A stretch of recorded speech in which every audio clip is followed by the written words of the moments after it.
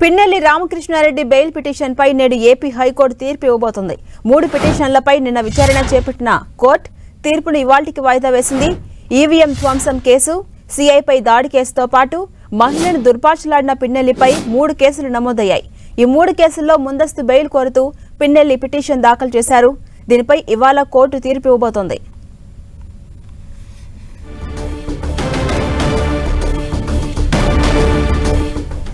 ఇదే అంశంపై మరింత సమాచారం మా ప్రతినిధి విజయ్ చంద్రన్ అందిస్తారు. విజయ్ చంద్రన్, ఇవాళ పిన్నెల్లి రామకృష్ణారెడ్డికి సంబంధించిన 3 కేసులను తీర్పు ఇవ్వబోతోంది. అప్డేట్స్ ఏంటి? మాచర్ల ఎమ్మెల్యే పిన్నెల్లి రామకృష్ణారెడ్డి ఎన్నికల రోజు ఎన్నికల తర్వాత జరిగినటువంటి గొడవలు ఏవైతే ఉన్నాయో ఆయన మీద మొత్తంగా 4 కేసులు నమోదు కావడం జరిగింది. ఎన్నికల రోజు ఆయన ఈవీఎంను ధ్వంసం చేసిన సంఘటన ఏదైతుందో దాని మీద ఇదివరకే ఆయనకు బెయిల్ లభించింది. ముందస్తు బెయిల్ ఆయనకు వచ్చే నెల 4వ తేదీ వరకు అంటే 5వ తేదీ వరకు ఆయనకు బెయిల్ ఉంటుంది. తర్వాత తదుపరి ఆయనకు విచారణకు హాజరు కావాల్సి ఉంటుంది. అయితే మరో 3 కేసులు కూడా ఆయన మీద నమోదు కావడం జరిగింది. సిఐ మీద నారాయణ స్వామి మీద జరిగినటువంటి ఆ దాడి కేసులో ఆయనను ముద్దాయిగా పెట్టడం జరిగింది. ఆ కేసులో ఆయనకు 307 తో పాటు పలు ఇతర సెక్షన్లను కూడా నమోదు కావడం జరిగింది. వీటితో పాటు పోలింగ్ రోజు ఏదైతే గనక టీడీపీ కార్యకర్త 202 పోలింగ్ బూత్ నెంబర్లో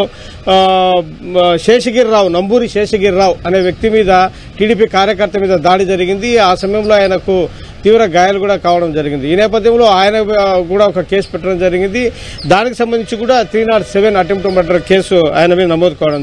వీటితో పాటు పాల్వాయి గేటు వద్ద ఇదే పోలింగ్ బూత్ లోనే 202 బూత్ వద్ద ఏదైతే గనక గొడవ జరిగిన సమయంలో అక్కడ చెరుకూరి నాగ శిరోమణి అనే మహిళను ఆయన దుర్భాషలాడినట్లుగా కేసు నమోదైంది. దానికి సంబంధించినటువంటి వీడియో క్లిప్పింగ్స్, ఆయన మాట్లాడిన మాటలు వీటన్నిటిని కూడాను పోలీస్ స్టేషన్లో వాళ్ళు సమర్పించడం జరిగింది. దానికి సంబంధించినటువంటి కూడా కేసు కూడా మహిళను దుర్భాషలాడము, అవమానపరచడము లాంటి పలు సెక్షన్లను ఆయన మీద నమోదు కావడం జరిగింది.